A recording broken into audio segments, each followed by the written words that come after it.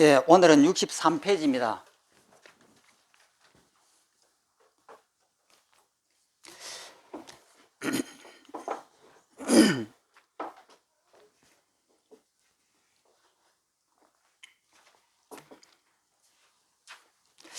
그 5번을 읽어보겠습니다. 5번 유식과 법공. 읽어보면 제법무와 제법의 모든 법에는 내가 없다라고 하는 것이 제법무합니다.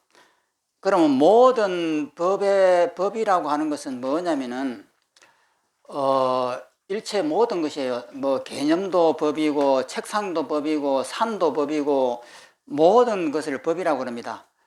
그 법에는, 그러니까 여기에 있는 이 받침대가 있으면 이 받침대에는 내가 없다는 거예요. 제법에는 내가 없다. 그 다음에 공이라고 하는 것은 일체가 다 허상이기 때문에 공이라고 하는 것이에요. 공 등의 가르침을 접하게 되면 계속 고민해 왔듯이 있는데 왜 없다고 하는가라고 의문을 가진다. 반면에 이런 반문도 있다. 만약 모든 것이 없다면 오직 식이라고 하는데 식은 어떻게 되는가? 식도 없어야 하지 않는가? 이것은 굉장히 큰 의문이죠. 모든 것이 우리의 제8 아리아식으로 만들었다고 합니다. 아리아식 속에 있는 그 기억 정보를 가지고 이것도 이렇게 받침대도 만들었다고 그럽니다. 그러면은 문제는 아리아식은 있는가 하는 이 문제가 남거든요. 모든 것은 내 몸도 아리아식이 만들고 내 마음도 아리아식이 만들고 산하 대지도 아리아식이 만들었다고 하면은 그럼 아리아식 이거는 실체가 있는가 하는 이런 의문이에요. 그런데 아리아식도 실체가 없습니다. 그러면 실체가 없는데 뒤에 나오는 성의 무성에 보면은 삼무성에 보면은 변계소집성, 어타기성, 원성실성에 보면은 원성실성이 진열하고 이렇게 나옵니다. 그러면은 제8 아리아식이 모든 것을 만들었다라고 이렇게 하는데, 그러면 진여도 이 아리아식 속에 진여가 숨어 있다는 뜻인가? 이런 의문이 들어요. 그러면 이 진여라고 하는 것은 있는 것도 아니고 없는 것도 아니다, 이렇게 표현을 합니다. 그러면 이 진여는 그러면 있다고 하면은 아리아식은 허상이니까 없지만은 진여는 있다라고 하면은 이제 부처님 말씀에 이제 정면으로 이제 모성이 되는 거예요. 그럼 이것을 어떻게 우리가 이해를 해야 되느냐 하는 이 문제가 남습니다. 그 다음에 또 불교 용어 가운데 만병통치약처럼 쓰이는 용어가 있다. 바로 공이라는 용어이다. 무라는 용어로 대신하기도 한다. 공이든 무든 그 쓰임새가 단순히 없다라는 뜻만 있는 것이 아니다.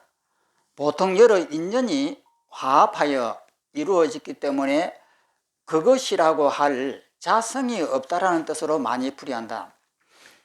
그러니까 공이라고 하는 것은 없다는 뜻이 아니에요. 그러면 공이라고 하는 이것이 공하다 이 말이에요. 그러면 이것이 공이다라고 하면은 그러면 이것이 없어지는 것이 이것이 공인가 이렇게 생각할 수가 있습니다. 그러면 이것이 인연으로서 화합되어 있기 때문에 실체가 없는 것이다 라고 하면은, 그러면 공하면은 이렇게 없어져 버린 것, 없어져 버린 이것을 공이라 하느냐 하는 것인데, 만약 이것이 공이라고 하면 이 우주가 없어져 버립니다. 나도 없어지고 이 우주도 없어지고 아무것도 없어지거든요. 아무것도 없어지는 그것을 공이라고 하면은 이것은 악취공이라고 합니다. 그러면은 이것은 내 마음이 만들었는데 실체가 없습니다. 실체가 없는데 이것이 없다라고 하는 사실을 정확하게 보고 그 다음에 이것을 다시 쓰는 것이에요. 그러니까 없다라고 하는 이 말은 아무것도 없다는 뜻이 아니에요. 그러니까 이것을 진공묘유라고 우리는 이렇게 표현을 합니다. 전번에 제가 그 동영상을 올렸습니다. 지유 큰 스님 동영상을 올렸는데 거기에 보면은 벽을 이렇게 보면은 벽을 보려고 하면은 여러 가지 생각들이 앞에 그 가로막고 있다. 뭐 좋다, 나쁘다, 옳다, 그렇다라고 하는 이런 이제 이 생각들이 막혀 있는데 그 생각을 다 놓아버리고 그 벽을 사무치게 보라 이렇게 되어 있습니다. 그럼 이것을 사무치게 보는 거예요. 사무치게 본다라고 하는 것은 이 사무치다라고 하는 이 말은 우리 한국말인데 원한이 뼈에 사무친다 이렇게 표현합니다. 그러면 그 사무친다라고 하는 이 표현은 그 원한이 뼈에 사무치도록 이렇게 깊이 이렇게 들어간다라고 하는 이 말이거든요. 그러면은 이것을 사무치게 보라 이 말이에요. 사무치게 보면은 여기에서 우주 삼라만상이 내 속으로 들어온다 이렇게 표현을 했습니다. 그러면 우주 삼라만상이라 하면은 지구, 별, 달, 모든 산하 대지가 다 이 속에 들어온다는 뜻인데, 그러면 이것이 이렇게 막혀 있는데 어떻게 들어옵니까? 그러면 이것을 사무치게 보는 순간 이것이 비워져 버려요. 비워지면서 보는 나와 이 보이는 이 대상이 둘로 나눠지지 않습니다. 그러면은 이 속에 내가 들어가요. 내가 들어가면서 온 우주가 나와 하나가 되는 거예요. 즉 그 말은 이것이 없다는 뜻이 아니에요. 이것이 없다는 뜻이 아니고 이것을 사무치게 보면은 이것이 없지만은 이것을 다시 쓰는 것이에요. 두두물물이 전부 다 진리다 이 말이에요. 그러니까 이것을 지금 보면은 이 동그란 원행입니다. 이것은 제 팔 아래아식이 만든 정보예요. 그럼 그 정보는 가짜거든요. 그 가짜를 갖다가 사무치게 본다 이 말이에요. 그 가짜를 놓아버리고 사무치게 보는 순간에 내 속에 있는 이 머릿속에 있는 제 팔 아래아식이 작동을 하지 않습니다. 작동을 하지 않으면 이것이 비워져 버려요. 비워지면서 보는 나와 보이는 대상이 둘로 나눠지지 않습니다. 그러면은 이 속에서 내가 들어가면은 이것이 온 우주와 하나가 되어버려요. 그러면 왜 이런 체험을 하게 만들었냐면은 이것이 허상이라고 하는 이 사실을 머리로서 알아서는 안 되는 거예요. 아무리 머리로서 알았다 해도 이것은 허상이 아닙니다. 그러니까 전번에도 말씀했습니다만 임재 스님하고 덕산 스님하고 그 대화가 나옵니다. 그래서 덕산 스님이 임재 스님을 두드려 패버려요. 두드려 패는 이 순간에 임재 스님이 썩 얻어맞고 세 번이나 얻어맞고 난 다음에 그 다음에 그 큰 스님을 찾아가서 하소연을 하니까 그 큰 스님이 아니 덕산 스님이 그렇게 자세하게 일러줬는데 너가 몰랐단 말이냐 하는 순간에 깨달아 버렸습니다. 그러면 그것이 왜 그러냐면은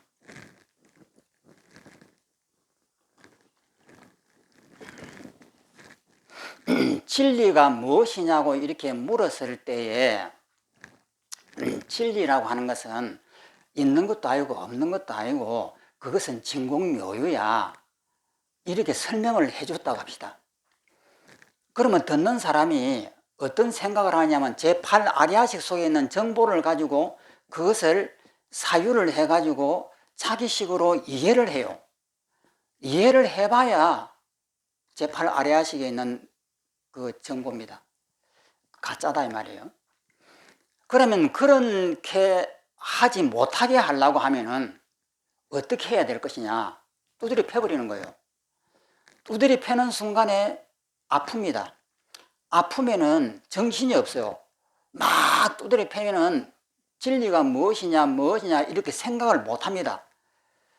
그렇게 정신없이 맞았는데 그때는 몰라요. 그것이 뭔지를 모른다 이 말이에요. 그런데 다시 나와가지고 저쪽 큰 스님을 찾아갔을 때 큰 스님이 그렇게 자세히 가르치는데 너가 그것을 몰랐단 말이냐.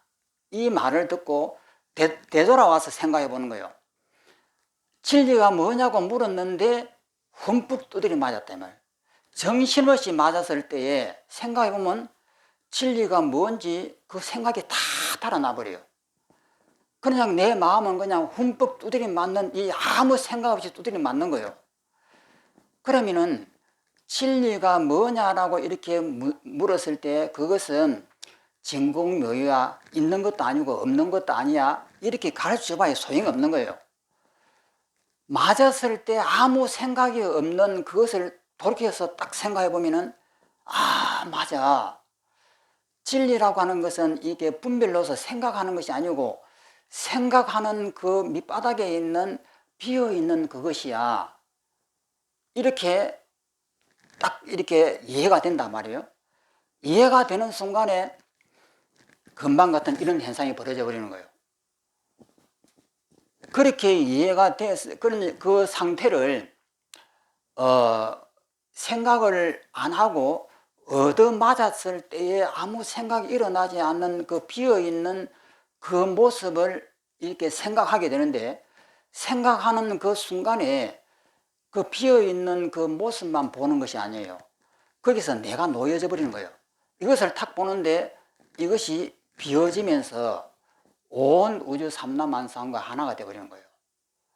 그러니까 진리라고 하는 것은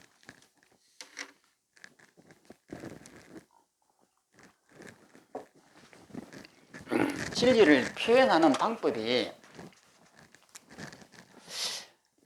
우리는 이렇게 파도가 있다고 합니다. 망념의 파도입니다. 그러면 이 파도 밑에는 고요한 물이 이렇게 있습니다. 이 파도를, 이 바람이 불면은 이 파도라고 하는 망념이 일어나는데, 바람이 안 불면은 이 파도가 조용해집니다. 그러면 이 속에 있는 이 고요함을 압니다. 이런 방식으로 그 대성에서는 설명을 해요. 진리라고 하는 것은 이 고요함 속에 이런 번뇌가 허상이라고 하는 것을 알면은 자동으로 밑에가 고요해진다. 이것이 대성불교에서 설명하는 방법이에요. 그러면 서가모니는 어떻게 설명했느냐? 이것은 똑같습니다. 이 망념이 일어나는 것은 똑같은데, 이 망념이 허상이라고 하는 사실을 알면은 여기서 자유가 생긴다. 이렇게 설명한 거예요. 그러니까 대성불교에서는 이것이 망념이 허상인 줄 알면은 이 밑에 고요하다, 깨끗하고 영원하고 부모 미생전 본래 면명전, 부모로부터 태어나기 이전에 영원 전부터 있는 그 주인공, 그것이 요 속에 있다. 이런 방식으로 설명하는데 서가모니는 이것을 부정해버립니다. 그리고 이 방법으로 설명을 해요. 이 망념이 허상인 줄 알면은 이 망념의 구속에서 나는 자유롭다. 이렇게 설명을 해요. 그런데 중국의 설명 방법은 이렇게 망념으로 진리가 무엇이냐고 이렇게 물었을 때 이 망념이 못 일어나도록 두드려 패버립니다. 두드려 패버리면 이게 고요해져요. 그러니까 대우선사가 설명하기를, 아니 그렇게 자세히 설명해 주는데 너가 그것을 몰랐단 말이냐. 이 말을 듣는 순간 딱 되돌아본단 말이에요. 자기가 얻어맞을 때를 딱 되돌아보는 순간에 막 진리가 뭐냐고 했을 때 막 분별을 냈는데 그 분별을 하는 순간 두드려 패버리니까 이렇게 정신이 없단 말이에요. 이렇게 고요해 있지 않느냐. 이것은 이 주인공은 영원한 것이고 이것이 뭐 옛날에는 있다가 지금이 없어지는 것이 아니고 애초 영원 이전부터 원래부터 내 마음속에는 있는 고요함이 있었다. 이것이에요. 이것이 바로 아트만이라고 하는 인도 힌두교식의 설명 방법입니다.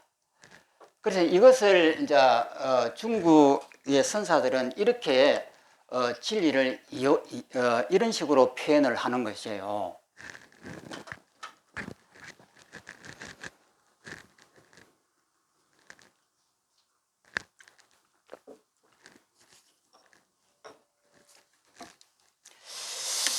또 읽어보면은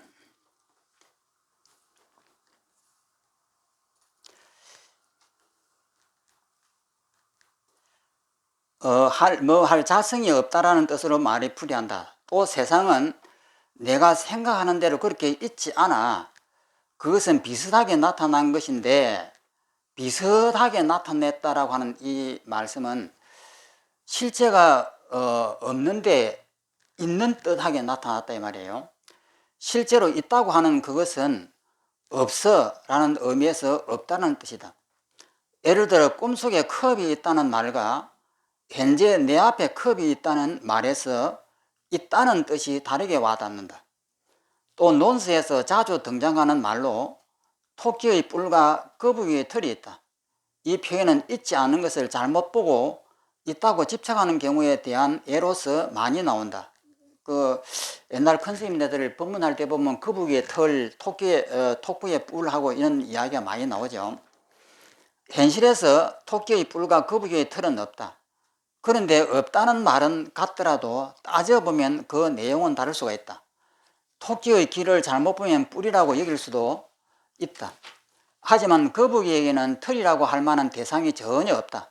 즉 있다, 없다라는 용어는 각각 같지만 사용하는 쓰임새마다 그 뜻은 차이가 있다. 또 새끼줄을 뱀으로 착각하는 경우를 예를 들어보자. 이것을 유식에서는 굉장히 크게 설명합니다. 새끼줄을 뱀으로 착각하는 이 이야기. 경우 예를 들어보자. 착각한 뱀은 없지만 새끼줄은 있다. 만약 단순하게 모든 것은 없다라는 뜻을 새끼줄에 적용시키면 새끼줄도 없다. 그런데 뱀이 없다는 말과 새끼줄이 없다는 말은 그 의미가 다르다. 그 새끼줄이 없다는 말은 지프로 되어 있으니까 새끼라고 하는 것은 우리가 꽈야만이 돼요. 그러면 새끼줄은 없다라고 한 말은 집은 있다 이 말이거든요. 새끼줄이 없다는 경우는 집이 모여서 새끼줄이 되었기 때문에 교리적으로 새끼줄에 자성이 없다. 이 자성이라고 하는 것은 새끼줄이라고 하는 이것은 영원하지 않습니다. 그래서 자성이 없는 거예요. 만약 모든 것이 없다면 오직 식이라고 하는데 식은 어떻게 되는가? 식도 없어야 하지 않는가라는 반문에 대해 유식론사들은 성유식론 근위에 다음과 같이 말한다. 심과 심소, 이것은 그 191페이지에 전번에 한번 보셨나요? 그 191페이지에 보면 심법과 심소법이 있습니다. 그 심이라고 하는 것은, 심법이라고 하는 것은 아니, 비설, 신, 이 말라식, 아리아식 8가지의 식이고, 그 다음에 심소법은 그 100가지의 이 심소예요. 그 욕망이라든지 믿음이라든지 부끄러움이라든지 분함이라든지 이런 것이 심소입니다. 그건 나중에 이제 배우도록 하고요. 다시 돌아옵니다. 심과 심소 바깥에 경이라고 하는 경치라고 하는 그 대상입니다. 산이라든지 컵이라든지 이것이 전부 다 경이에요. 심소 바깥에 대상이 실유하다는, 실제 있다는 헛된 집착을 버리게 하고자 오직 식이 있다고 말하였다. 유식이라는 말은 곧 실유, 실제 있는, 유자는 예술 유자입니다. 실유하는 실제 있는 식이 있다는 의미는 아니다. 만약 오직 식만 진실로 있다고 집착한다면 외경을 집착하는 것처럼 역시 이것도 법집이다. 법에 대한 집착이다. 그러니까 우리는 유식이라고 합니다. 오직 마음만 있다. 이것을 하엄경에서는 일체유심조라고 합니다. 일체가 오직 마음이 만들었다. 이렇게 하엄경에서는 이야기하고, 유식에서는 일체가 오직 식뿐이다. 8아리아식, 제8아리아식 뿐이다. 이렇게 설명합니다. 그러면 제8아리아식이라고 하는 것은 아트만처럼 영원하게 있는 것이냐? 아닙니다. 불교는 무아를 아트만이 없다라고 주장을 했기 때문에 모든 교리가 영원한 것은 없습니다. 그래서 제8아리아식도 허상이다. 이렇게 설명을 합니다. 또 밑에 읽어보면은, 그런데 이 말이 전적으로 식이 없다는 뜻은 아니다. 그러니까 완전히 아무것도 없다는 뜻은 아니다 이 말이에요. 모든 것이 전적으로 없다고 주장하는 자를 악취공자, 악취공이라는 것은 악은 나쁠 악이고 미워할 악입니다. 악할 악이고, 취자는 취한다. 공은 공을 비어있는 공을 말합니다. 잘못 공을 취하는 자, 이것을 악취공이랍니다. 잘못되게 공을 취하는 자, 없다 이렇게 취하는 자, 이것을 악취공자랍니다. 또는 악취공에 빠졌다고 한다. 악취공자는 그릇되게 공에 집착하는 자를 말한다. 이게 바로 이게 설명이 되어 있습니다. 악취공자란 그릇되게 공에 집착하는 자를 말한다. 이러한 자는 부처님도 제도하기 힘들다고 하였다. 제대로 그 뜻을 알지 못한 채 만병통치약처럼 무조건 공하는 사람이 이에 해당되리라. 이에 성유식론 근에서 다음과 같이 이야기한다. 외경은, 외자는 바깥 외자입니다. 외경하면 바깥 경치거든요. 바깥 대상을 외경이라 합니다. 외경은, 바깥 대상은 생각 따라 시설하기 때문에, 생각 따라 이렇게 펼쳐지기 때문에, 시설 펼쳐지기 때문에 식처럼 있지 않고, 내식은, 안에 있는 이 아리아식은 반드시 인연에 의하여 일어나기 때문에 경처럼, 대상처럼 없지 않다. 이로 말미암아 곧 정익과 손감의 두 가지 집착을 막는다. 정익이라고 하는 것은 정자는 더할 정이고 익자도 더할 익입니다. 그러니까 정익이라고 하면 더하는 것을 정익이라고, 손감이라고 하는 것은 손해되는 것, 손해되고 감소되는 것을 손감이라 합니다. 정익은 있는 것이고 손감은 없는 것이고 이런 뜻입니다. 밑에 보면 번역문은 다소 오해 가능성이 있다. 정리하고 넘어가자. 간단하게 식은 있고 아리아식은 있고 외경은 없다는 뜻이다. 바깥 대상은 없다는 뜻이다. 그러니까 이것을 보면은 우리 눈에는 바깥 이 대상이 보입니다. 이렇게 엄연하게 있잖아요. 그러면 이것이 없다라고 이렇게 한단 말이에요. 그럼 이것을 없는 줄을 자기가 보면 그것이 깨침이에요.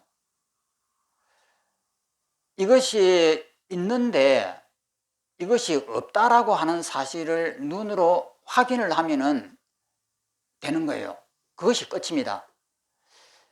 그런데 우리 눈에는 이것이 아무리 인연으로 만들어졌기 때문에, 지수화학으로 만들어졌기 때문에 원래가 허상이지만 지금 눈에는 있는 것처럼 보인단 말이에요. 그러면 이것을 어떻게 해결할 것이냐? 이건 수행이 필요한 거예요. 그래서 아까 큰 스님 그 법문, 저도 지우 큰 스님 법문을 많이 들었는데 그 법문에 처음 봤습니다. 저도 우연하게 그것을 봤는데 큰 스님 공부했을 때에 그것을 설명을 하시더군요. 그렇게 설명하는 분은 없거든요. 그럼 이것을 사무치게 뚫어지게 보라는 거예요. 이것을 보기 전에는 요 속에는 그림도 있고 이것은 둥글다 오만 이 생각이 막 일어납니다. 그 생각이 막 일어나는데 그 생각을 딱 놓아버리고 이것을 사무치게 보는 거예요. 사무치게 이것을 바라보는 순간에 이것이 비워집니다. 비워지고 보는 나와 보이는 대상이 하나가 되거든요. 그래서 그런 것을 통해 가지고 얻어지는 것이 뭐냐면은 이것이 허상이라고 하는 것을 아는 거예요.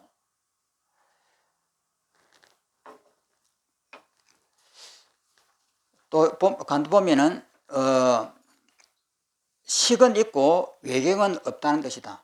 외경은 생각 따라 드러나므로 실제로 있지 않다. 식은 인연에 의거하여 일어나므로 전혀 없지 않다. 외경이 있다고 하면 없는 것을 있다고 하니 정익의 집착이 된다. 정익이라고 하는 것은 더하는 것인데 그것을 있다는 뜻으로 씁니다. 여기서 한문으로 유라고 하잖아요. 있다라고 하는 뜻으로 씁니다. 정익, 즉 있음의 집착이 된다. 식이 전혀 없다고 하면 있는 것을 없다고 하니 송감, 즉 없음의 집착이 된다. 인연으로 일어난 식과 달리 외경은 있지 않다고 하니, 그러니까 바깥에 있는 대상은 있지 않다. 식이 만들었기 때문에 있는 것이 아니다. 이렇게 하니까 정감의 집착을 막는다. 있다는 그 집착을 막는다. 그 다음에 생각 따라 드러난 외경과 달리 식이라고 하는 것은 없지 않다고 하니까 송감, 즉 없다라는 집착을 막는다. 그러니까 이 바깥에 있는 이 대상이 내 식이 만들었다 이 말이에요. 이 실제 있는 대상이 아니고 내 식이 만들었다. 그러면 식은 있느냐? 식도 없다. 그럼 식이 없다라고 하면 사람들은 어떻게 할 바를 모릅니다. 그냥 공에 떨어져요. 이것이 대상이 없다라고 하는 것은 이해가 되겠는데, 그러면 식도 없다라고 하면은 이제 어떻게 해야 될지 모르는 거예요. 그러니 이것을 막기 위해서 내 속에 진리가 있다라고 말을 합니다. 그래야만이 사람이 허무주의에 안 빠지니까. 그래서 내 속에 이 깨끗한 청정한 영원한 이것이 있다. 이렇게 하면은 갈팡질팡했던 내 식도 없다고 했을 때의 그 당황함이 사라지잖아요. 뭔가 진리가 있다라고 하니까. 그래서 설명하기가 엄청나게 좋습니다. 좋는데 서가모니는 이런 방식을 안 했습니다. 또 읽어보면 다시 새끼줄을 뱀이라 착각하는 경우로 설명해보자. 새끼줄을 착각하여 본 뱀은 착각 따라 드러남으로 있지 않다. 새끼줄은 지폐에 의거하여 있기 때문에 없는 것은 아니다. 없지는 않다. 뱀이 있다고 하면은 유에 집착하여 정감이 되고, 새끼줄이 전적으로 없다고 하면 무에 집착하여 송감이 된다. 착각한 뱀은 없지만 지폐에 의거한 새끼줄은 있다. 이 비유는 다 아시죠? 어떤 사람이 나그네가 길을 갔는데 뱀을 봤습니다. 그러니까 뱀을 보고는 깜짝 놀라고 도망을 갔습니다.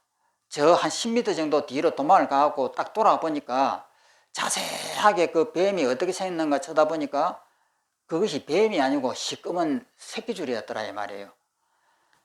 그래서 뱀인 줄 알고는 깜짝 놀랐는데 그것이 새끼줄이라고는 사실을 아니까 마음이 놓여졌다. 정말해서 이것이 미운 원수다 이 말이에요. 그런데 원수라고 생각하니까 엄청나게 놀랐습니다. 근데 자세하게 들여다보니까 원수라고 하는 것이 원수가 아니고 지수합북으로 맞는 인연으로 만들어낸 하나의 허상이었다. 그것을 아는 순간에 내 마음은 편해졌다. 이 내용이거든요.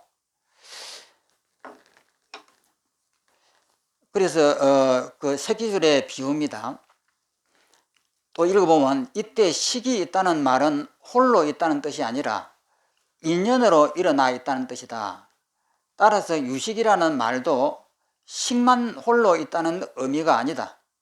또한 식에 의해 드러난 삼라만상을 전적으로 없다고 부정하는 말은 더더욱 아니다. 오직 식이 있다는 말은 식을 떠나서 경이, 그러니까 경은 대상입니다. 식을 떠나서 대상이 실유, 실제 있다는 헛된 집착을 버리게 하는데 목적이 있다. 그러면 유식이라고 하는 것은 무엇이냐 하는 것인데요. 그러면 이것이 내 마음이 만들었다. 마음이 만들었으면은 이것은 가짜니까? 그러면 이렇게 없는 것을 보면 없어지면 되겠구나. 이렇게 보통 생각할 수가 있습니다. 이것이 마음으로 만들어졌기 때문에 없다는 뜻은 아니에요. 즉 말해서 이 대상은 내 마음이 만든 것이다 라고 하는 것이에요.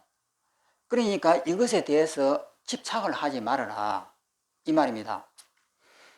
그러니까 제가 전번에 제가 이 사랑이 이 수술을 해갖고 지금도 마비가 돼 있는데 그때 당시에는 당황해갖고 막 원망스럽더라고요. 그런데 원망스러운 이것을 빼버리고 보면은 내 이빨은 원래부터 이렇게 마비가 돼 있어. 이렇게 보면은 있는 그대로 보는 것이 본다라고 하는 말이 그것이에요. 그러니까 생각을 멈추고 본다라고 해요. 생각을 일으키면은 원망스러운 생각이 일어나는데 그것은 내가 만든 것이니까 그것을 멈추고 이빨을 바라보면은 원래 나는 이렇게 생겼 이빨이요. 이렇게 하면 아무 일이 나지 않습니다. 그러면 이것이 끝이냐? 아니에요. 또 내 입이 있다 이 말이에요. 쓰고 있는 이 입이 있잖아요. 그렇기 때문에 이렇게까지 보는 것이 우리가 앞에서 봤던 그 뭡니까? 분별 아집입니다. 그러니까 생각을 멈추고 본다라고 했을 때 번뇌가 이제 안 일어나니까 있는 그대로 본다라고 이렇게 표현을 하지만은 내가 있잖아요. 그 아집이라고 하는 그 아집이라고 하는 분별 아집. 분별 아집은 사라졌지만 구생 아집은 남아있단 말이에요. 그러면 구생 아집은 어떻게 하느냐? 입까지도 없애버려야 돼요. 그러니까 우리가 있는 그대로 본다라 한다든지 생각을 멈추고 본다라고 하면은 우리가 알 수가 있습니다. 아, 그렇게 보면 되겠구나. 보통 이렇게 생각하면 그것이 깨달으면 저런 것인가? 이렇게 생각을 해요. 그건 말도 안 되는 거죠. 그것은 분별 아집이 멈춘 겁니다. 분별 아집과 분별 법집이 멈춘 거예요. 그렇지만 남아있는 것은 구생 아집과 구생 법집이 남아있단 말이에요. 구생 아집과 구생 법집은 거기서 뭐라고 되어 있냐면은 번뇌장하고 소지장이 있습니다. 그러니까 번뇌장이라고 하는 것은 나로 인해서 일어나는데 번뇌는 없어졌습니다. 그러니까 이 이빨은 원래 태어날 때부터 난 이렇게 마비가 되어 있는 사람이야. 이렇게 하면은 번뇌는 사라져 버려요. 그렇다고 해서 구생 아집과 구생 법집이라고 하는 이것이 사라지느냐? 안 사라져요. 그래서 여기에 있는 입까지도 비어있는 모습을 봐야 되는 거예요. 그래서 그것이 분별 아집과 구생 아집의 차이입니다. 그래, 있는 그대로 본다라고 하는 이 말에는 굉장히 아직 덜 빠진 것이 있는 거예요.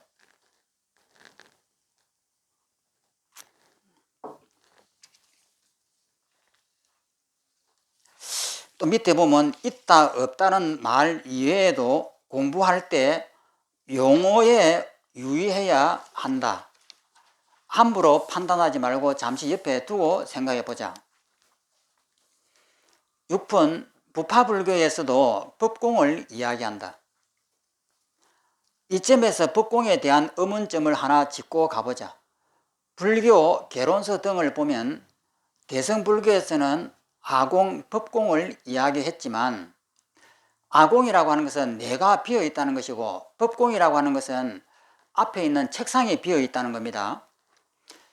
이야기했지만 부파불교, 소승불교에서는 아공은 이야기하고 법공은 이야기하지 않았다고 한다. 그러니까 소승불교에서는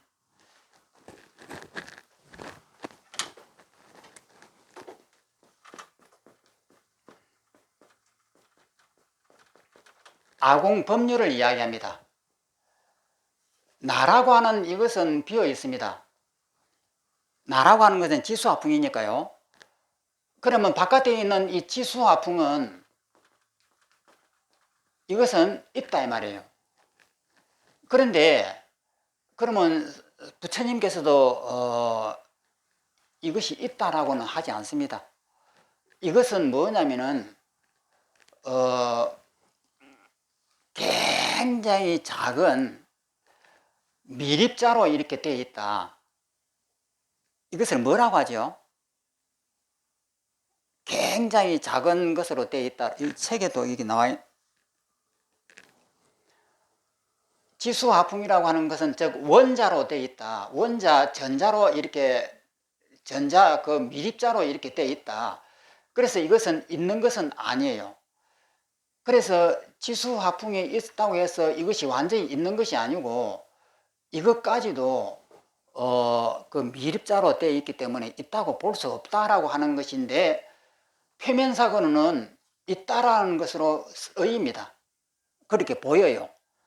그래서 소승불교에는 아공법류라고 하고 대승불교에는 아공법공이라 합니다. 정말해서 법까지도 공하다 이렇게 이제 주장을 합니다.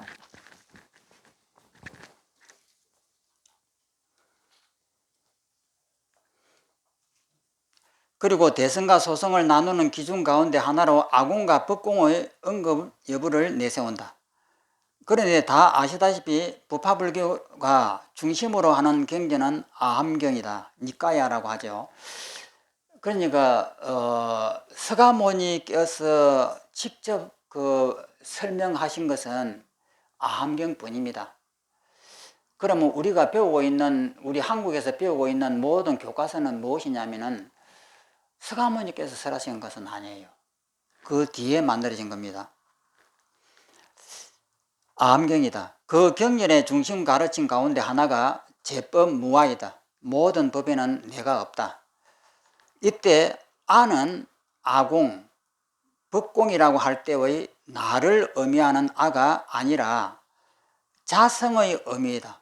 자성이라고 하는 것은 뭐냐면 실체입니다. 실체. 나라고 하는 실체가 없다.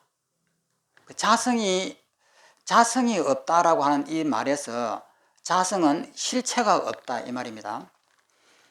따라서 제법무아는 모든 법은 자성이 없다.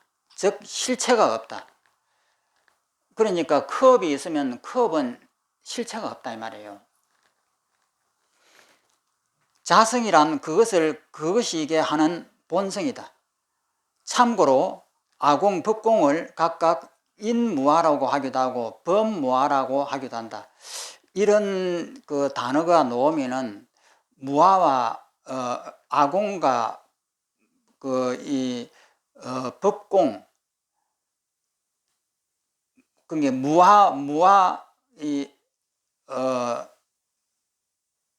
인무아는 인자만 빼버리면 무아고 뒤에는 법무아, 법공입니다. 아공, 법공.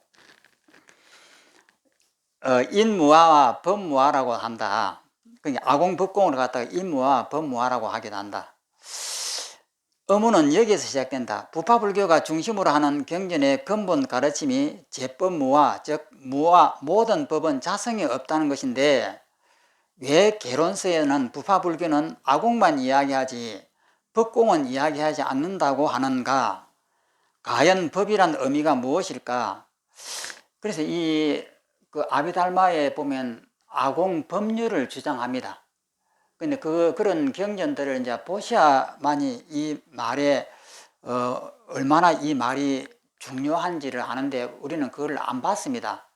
안 봤기 때문에 이 말씀의 중요한 것을 얼마나 중요한지를 잘 실감을 못하고 지금 있습니다.